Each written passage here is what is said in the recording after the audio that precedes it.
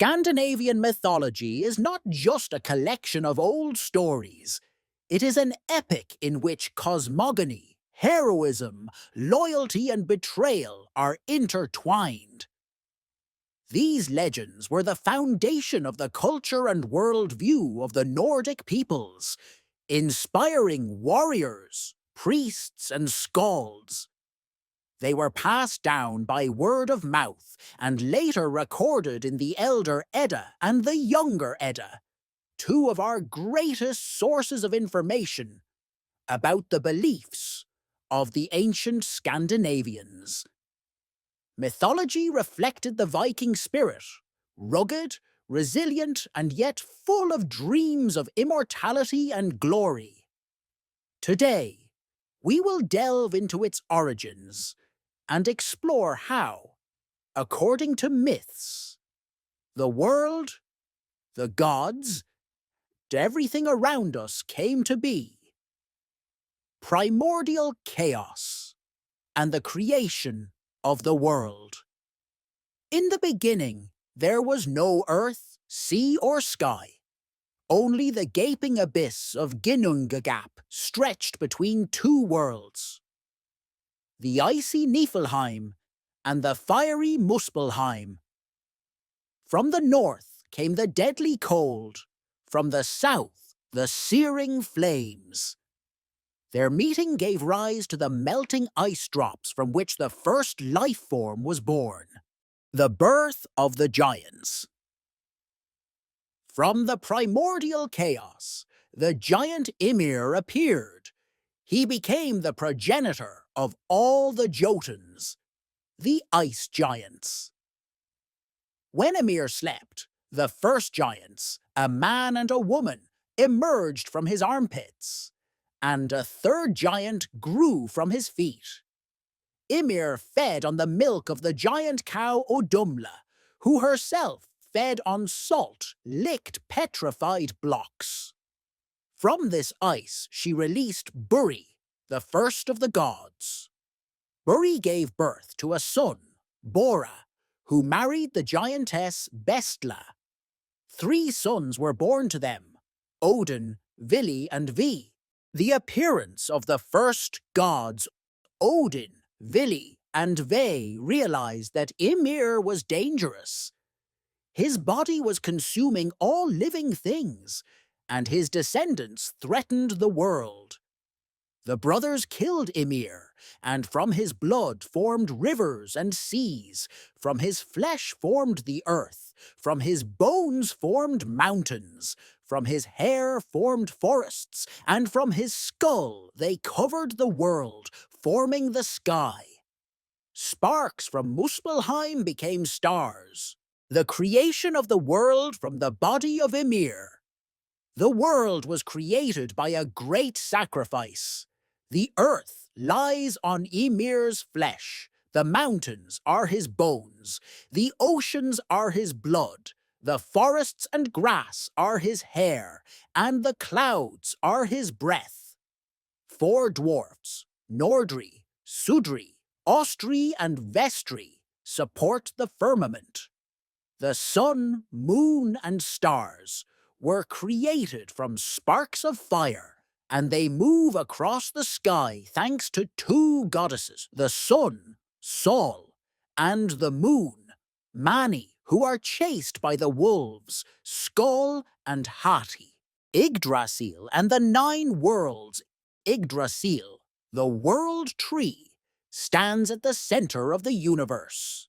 Its branches and roots connect the 9 worlds.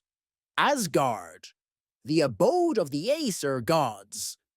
Midgard, the world of humans.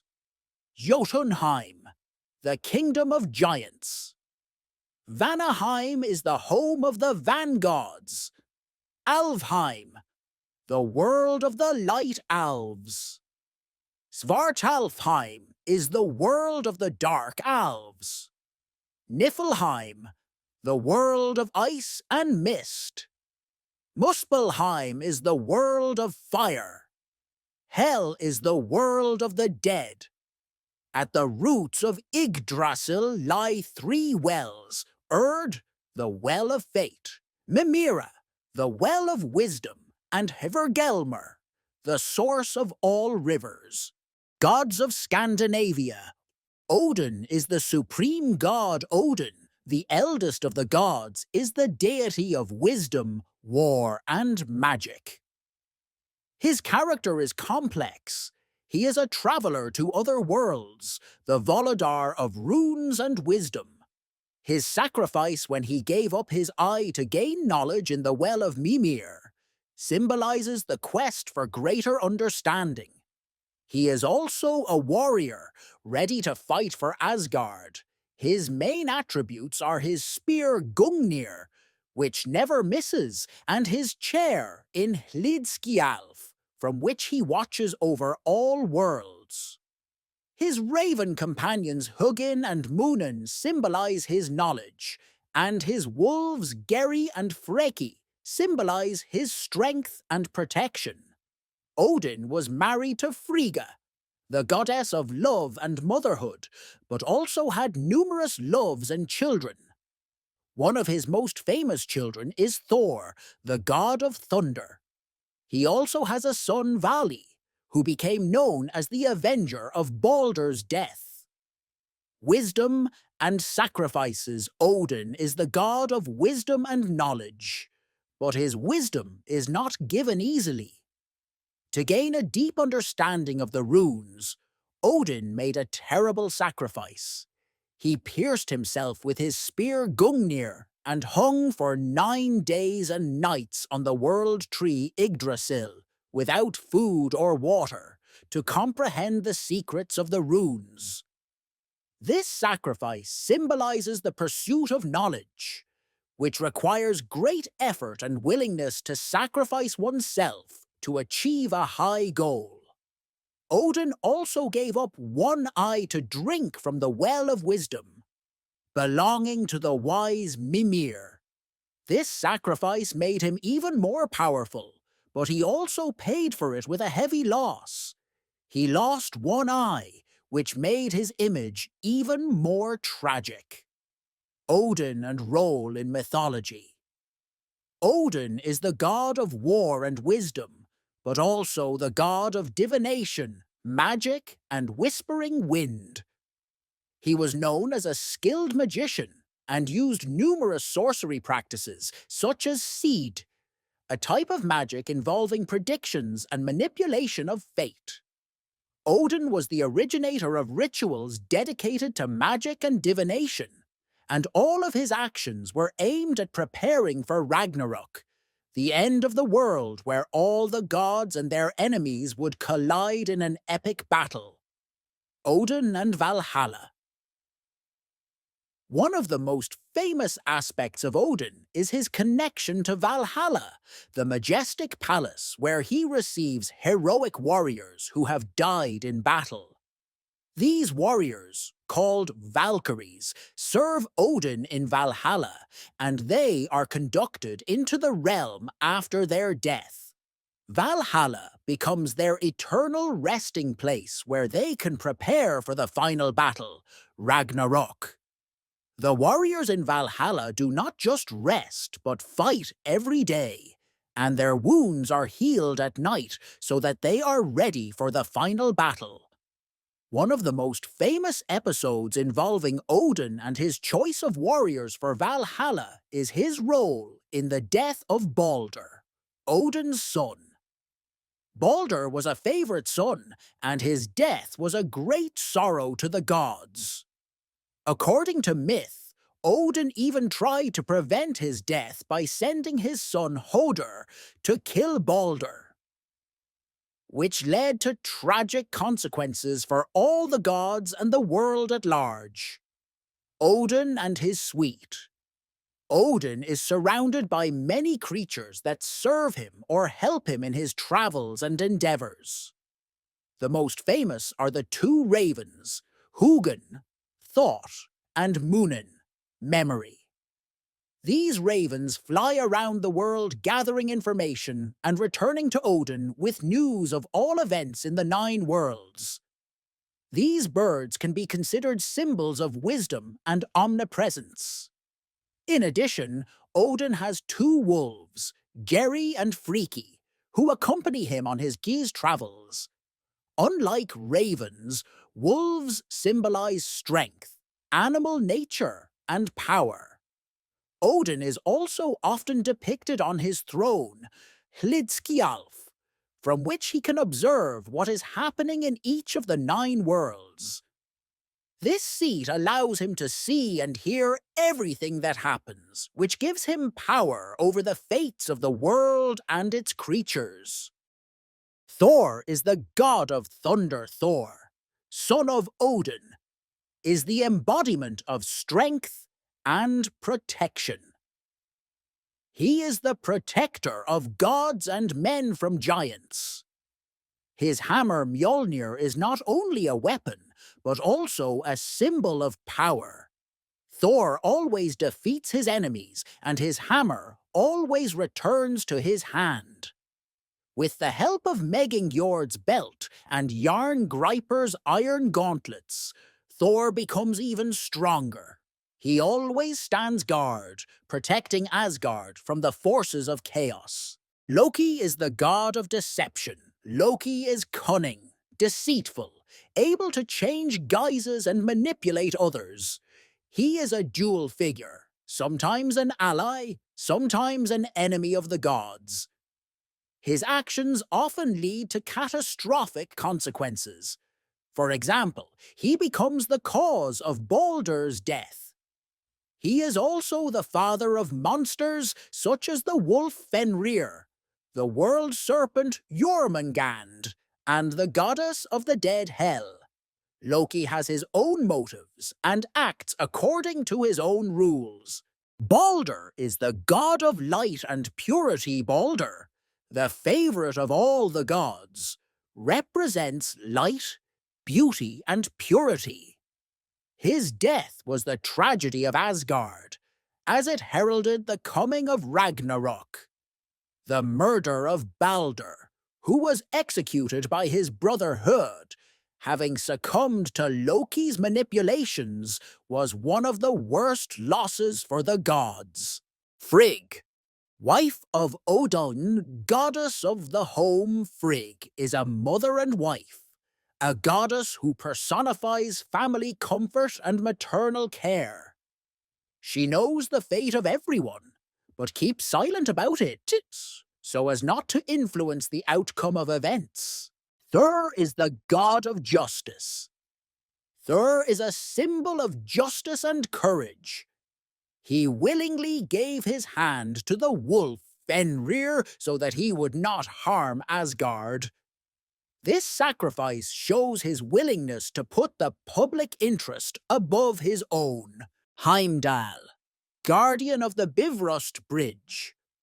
Heimdall is the guardian of the rainbow-coloured Bifrost Bridge, which connects Asgard to Midgard, the world of men. He sees and hears everything that happens in the universe and is ready to intervene at any moment to protect the gods. Freyr and Freya, goddess of fertility.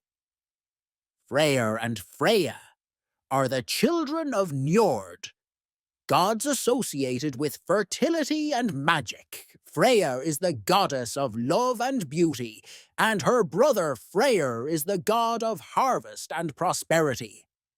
They play a key role in maintaining harmony in the world. Dwarfs and their creations. Dwarfs in Scandinavian mythology are masters of blacksmithing and magic. They created the greatest artifacts for the gods, such as the hammer Mjolnir, the spear Gungnir, and the ring Draupnir. The dwarves represent skill and cunning and are closely associated with magic, of which they know more than anyone else. Monsters and giants. Giants, Jotuns. Jotuns are forces of chaos and destruction. They can be both enemies and allies of the gods. For example, Loki himself is the son of a giant, and despite his perfidy, he often helps the gods. Giants symbolize the unbridled forces of nature that require control and balance. Fenrir. Fenrir is one of the worst enemies of the gods. He is the giant wolf destined to kill Odin at Ragnarok. The wolf Fenrir symbolizes the destructive power of nature, which, despite attempts at restraint, eventually spirals out of control. Jormungand, the world serpent. Jormungand, the world serpent, coils around the world and can destroy it. He will be Thor's opponent in the final battle of Ragnarok, where they will both die, symbolizing the inexorable clash of opposing forces. Hel is the goddess of the dead. Hel is one of the darkest and most mysterious figures in Scandinavian mythology. She is the daughter of Loki and the giantess Lofi, and her realm, located in the world of the dead, Hel, symbolizes death, the end of life, and the inevitability of death. Hel represents an important part of the mythological picture because she not only represents death, but also serves as the guardian of the souls of those who did not die in battle, as well as souls who have been judged for their actions. Origin of Hel is the daughter of Loki, one of the most controversial gods in Scandinavian mythology. Loki was the son of the giant Farboti and the goddess Laufey, and in himself represents fickleness, cunning, and destructive forces.